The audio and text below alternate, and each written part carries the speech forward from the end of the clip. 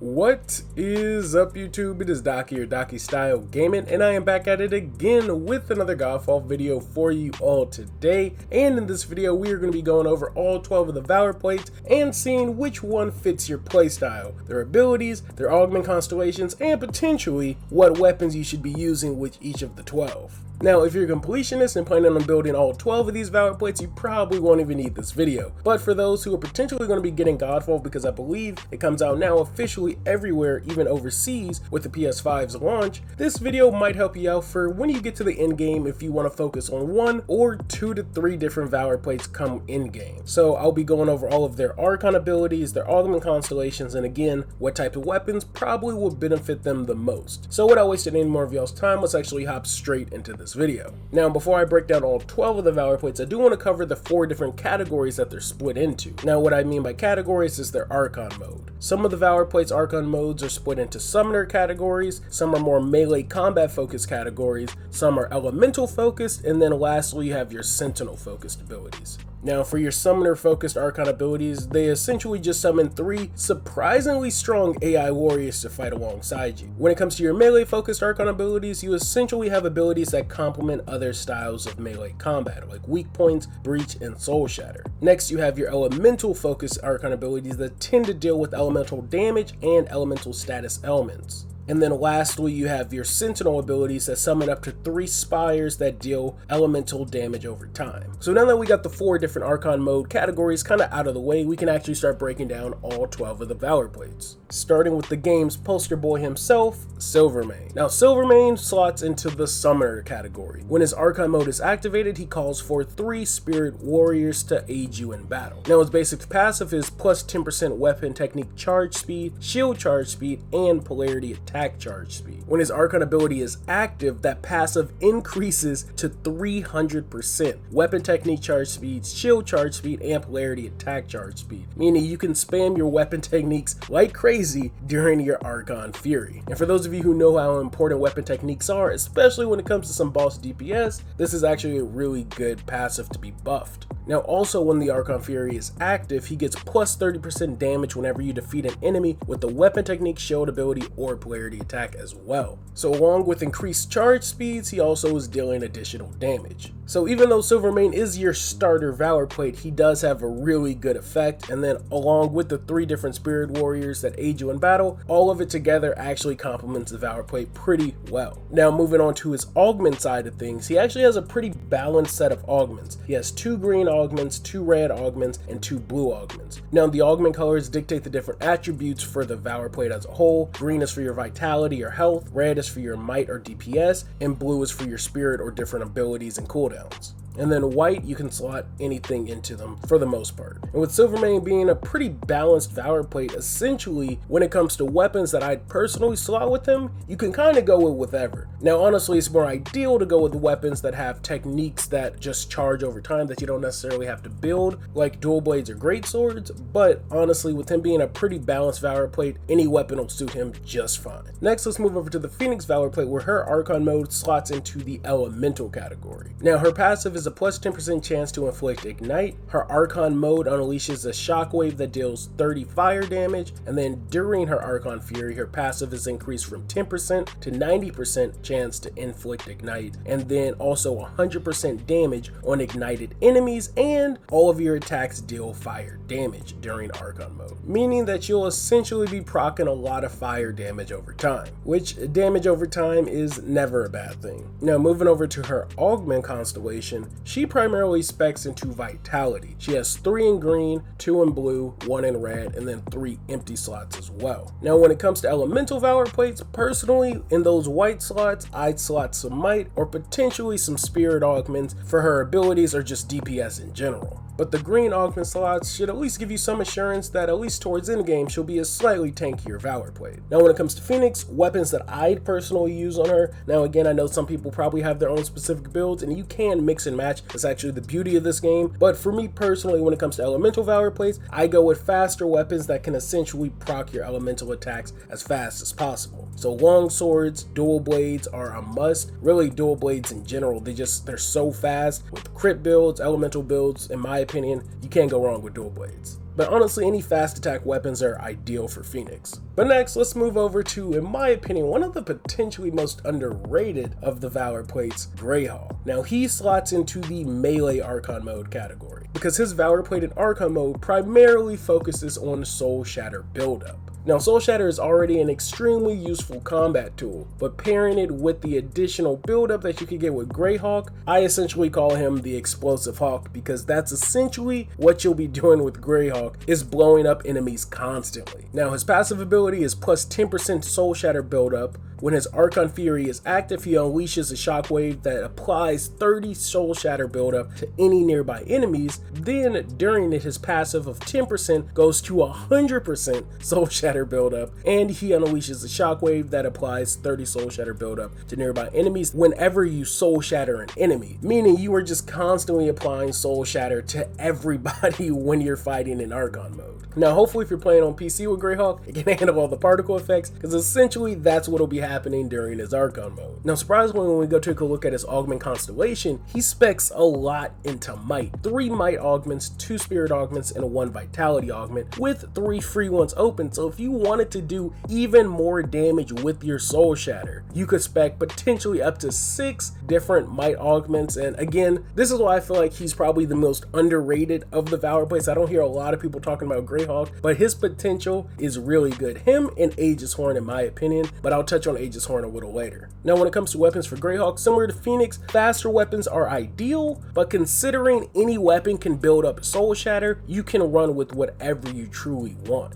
But personally, I'd go with some of the faster weapons in game. Longswords, dual blades, and polearms are great for Greyhawk. Next, let's run through the dude that I ran through most of the story mode with, and that's Bulwark. Now Bulwark's Archon Fury fits into the Sentinel category, where he summons 3 Sentinels to deal physical damage. Now the good thing about physical is that can apply bleed, and with Bulwark's already active passive of 10% chance to inflict bleed, pairing that with the physical Sentinels, and during the Archon mode, the 10% goes to 90% chance to inflict bleed, and 100% damage to bleeding enemies, topped with your attacks dealing physical damage. Bulwark is dealing a lot of damage over time. Bleed is most likely the strongest element in the game, so Bulwark was dealing a lot of damage, and like I said, he carried me a lot of the way through the early story modes in Godfall, and still can in the end game. Now when it comes to Bulwark's augment constellation, he primarily specs into Spirit, but also has 2 into Might and 1 into Vitality. Again, with those 3 free slots, you can kind of do what you want and build it appropriately, but you definitely going to want to build for bleed, applying as much damage as you can, because again, like I said, I personally feel like bleed is the strongest proc in game. I wouldn't say it's the most useful, but it's the strongest. And I'll touch a little later on the Valorplate I feel like has the most useful proc in game. Now when it comes to weapons, for me personally, I was using dual blades and great swords when it came to Bulwark, trying to deal fast procs, heavy damage. Long swords work perfectly fine too, but my main loadout for Bulwark was dual blades and great swords. Fast damage on one hand and heavy damage on the other. The next Valorplate we're about to touch on is Mobius. Now Mobius falls into the Sentinel category as well, where she summons 3 Void Sentinels. Now her passive is a 10% chance to inflict curse, and when her Archon Fury is activated, that 10% goes to a 90% chance, and she deals 100% damage to cursed enemies, and your attacks all deal void damage. Now curse is actually a pretty powerful element as well. I've noticed it a few times. It looks like the same effect that happens when you're hit by void or curse applies to some of the enemies as well, but whenever you're hit with the cursed element or corruption, you temporarily get stunned and you fall to the ground. Well, I've noticed that has happened with other enemies as well, where it'll temporarily stun them. Now it doesn't proc as often as I'd like it to, but I have noticed it.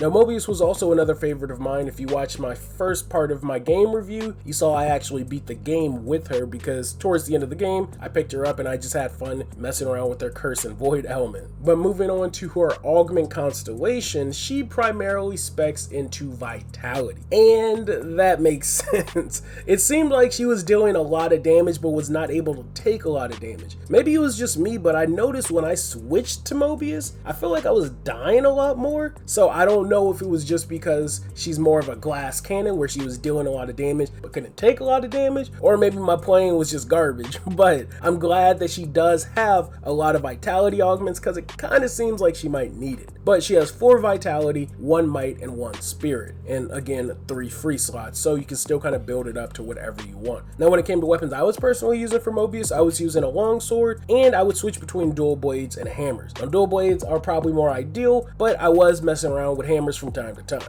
Alright, next let's move over to by far the most cheap Valorplate in the game. No, I'm kidding. Let's talk about Armistice though. Armistice deals breach damage. He falls into the category of a melee combat focused Archon mode, where he's all about his breach. His passive ability is plus 10 breach damage. When you activate his Archon mode, it unleashes a shockwave that breaches nearby enemies and deals 2 physical damage, which again, physical can apply bleed. Then also during the Archon ability, he has plus 50 breach damage, plus 100 damage to breached enemies, plus 100 takedown damage, and plus 50 damage whenever you defeat a breached enemy or defeat an enemy with a takedown. This man is doing takedowns 24/7. That's all I gotta say. He is out there just bashing people with shields, constantly performing takedowns. It is surprisingly overpowered, and though I'm sure a lot of people are gonna be maining Armistice, my man's broken. Let's just be real. Armistice is out there dealing that damage, and it's fun to see, but my god, if it's not easy mode,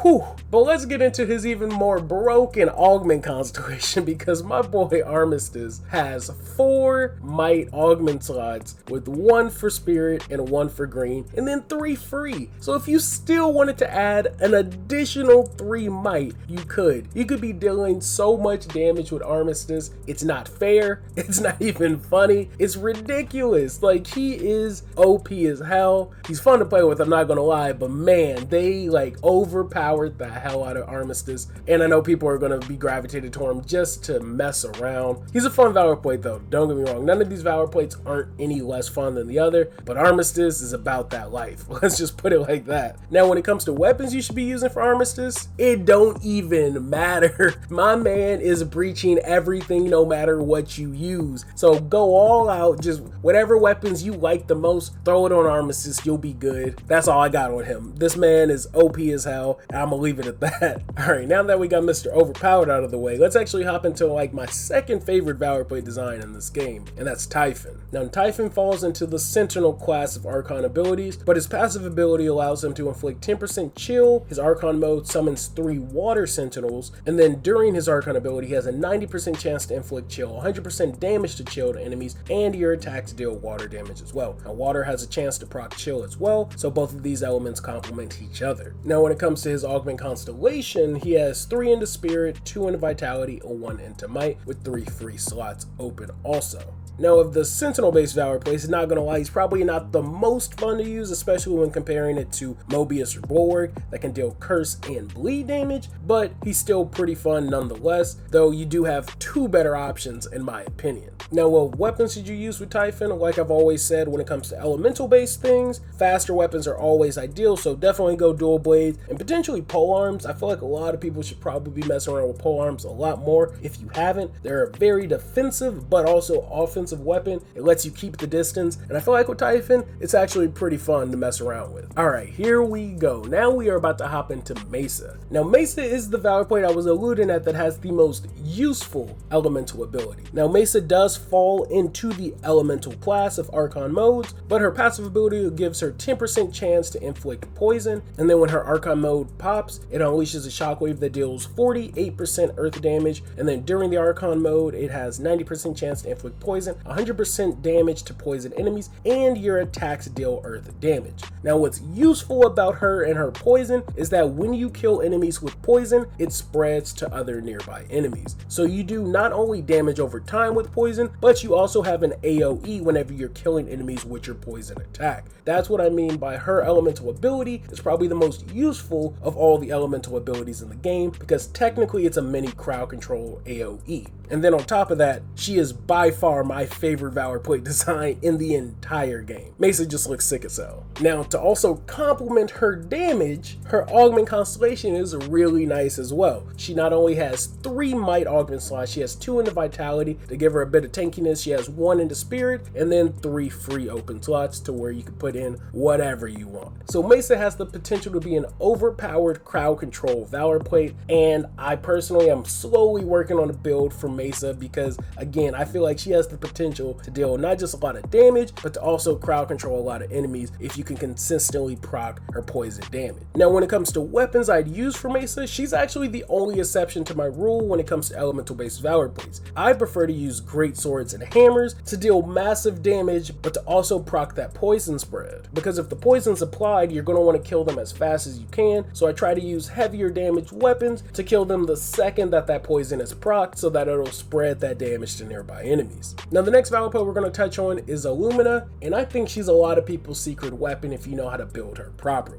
Now, Illumina falls into the melee class of Archon abilities, where she is all about her weak point damage. Illumina's passive is plus 15 weak point damage. Her Archon Fury unleashes a shockwave that deals 2% physical damage and reveals enemies' weak points, and then during her Archon Fury, she unleashes a shockwave every 2 seconds that deal physical damage and reveal enemies' weak points, and then plus 40% weak point damage and plus 40% weak point damage whenever you perform a death blow. Now, why do I say she might be a lot of people's secret weapon? Because weak point damage is surprisingly strong as hell in this game. I feel like a lot of people aren't utilizing weak points, myself included, but there's been times and there's videos out there where people can one-shot bosses with a good weak point build. And Illumina is all about weak point damage, and if you build her properly, she can be a monster on the battlefield. Now, when it comes to her augment constellation, she's actually pretty balanced. She has 2 greens, 2 blues, and 2 reds with 3 free slots open, so you can kind of mix and match and do what you want there. Now, when it comes to weapons, personally, I'd go pole arms and great swords.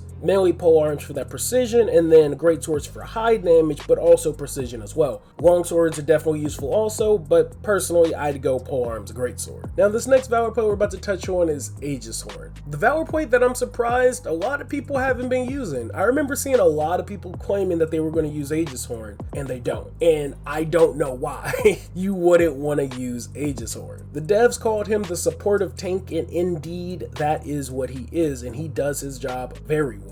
Now, when it comes to his passive, it says you take 5% less damage, and he falls into the summoner category, where he can summon 3 spirit warriors to aid him in battle. Now, when his Archon ability is active, it says you and nearby allies take 30% less damage, and even if you're hit, it shoots off 3 projectiles that deal physical damage to nearby enemies. But the best thing about him, in my opinion, is his augment constellation, because I feel like he might have the most versatile of the augment constellations in the game, because essentially he has 3 greens, 1 blue, 2 reds, and 3 free. You can mess around and give him 3 of every color, give him an additional red and 2 blues, and then you have 3 blues, 3 reds, 3 greens. Or if you wanted to give him all additional might, he'd have more might augments than any Valorplate in the game. If you wanted to give him more health augments, he'd have more health augments than any Valorplate in the game. So again, I feel like his augment constellation is probably the most versatile, but again, I haven't seen a lot of people mess with Aegis Horn, but Aegis Horn is surprisingly, I think, a very versatile and a good support to have on a team comp. Now, when it comes to weapons I'd use for Aegis Horn, because he is your supportive tank, he's one of the few Valorplates that if you wanted to, you can go all out with just heavy weapons. You can run your hammers and your great swords and just deal massive amount of damage, tank that damage if you want to, pairing it with banners that reduce your damage. Again, he is a very supportive and defensive Valorplate in game, and the tankiness of him I think is very underrated as of right now. But moving on to the next Valorplate, let's talk about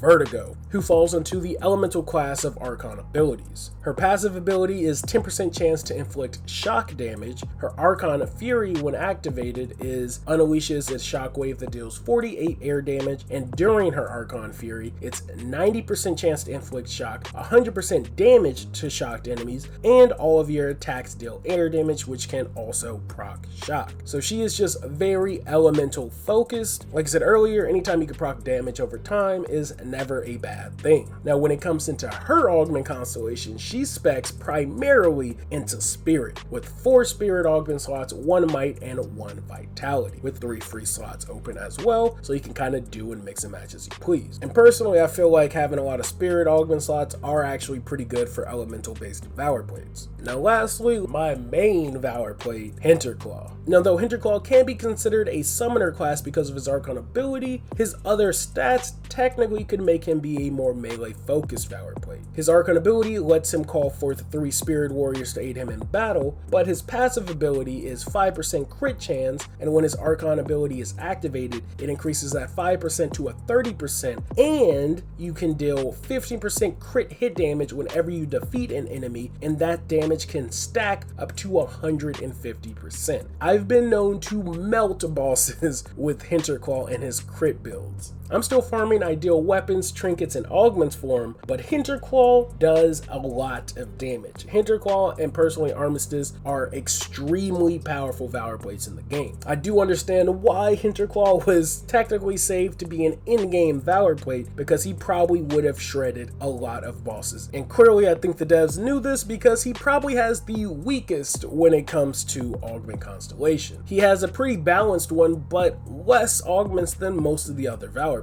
So he has 2 into blue, 2 into green, 2 into red, and just 1 white augment slot. I feel like they didn't want to risk people trying to make overpowered crit builds or overpowered damage builds with Hinterclaw, but it is a bit disappointing that they're going to do that to my boy. But all in all, I personally dig everything about Hinterclaw. Now when it comes to weapons that I use for Hinterclaw, I typically go long swords or dual blades, or I might switch one of those 2 out for pole arms, just because I've been having a lot of fun with pole arms recently. They do a lot of damage, like I said, and being able to keep some of the distance is useful in some cases. Plus currently I have a polearm that summons a sentinel every time I do my northern technique, so that's extremely useful dealing void damage on top of my crit build with Hinterclaw. So those are all 12 of the Valorplates in the Godfall. Let me know which of the 12 are your favorites. If you're playing it, which one are you maining? If you're planning on picking up Godfall, which one are you going to play first? I'm super curious, and if you have any builds that you think are ideal or superior to others, definitely be sure to drop some of them down in the comment section, whether it be specific weapons, specific augments, trinkets, things like that. So I'm gonna call it, guys. Thanks for watching. Like always, links to my social media accounts are in the video description, along with the link to the Discord. Be sure to leave a like if you liked the video, leave a dislike if you didn't. I am out of here. Thanks for the love.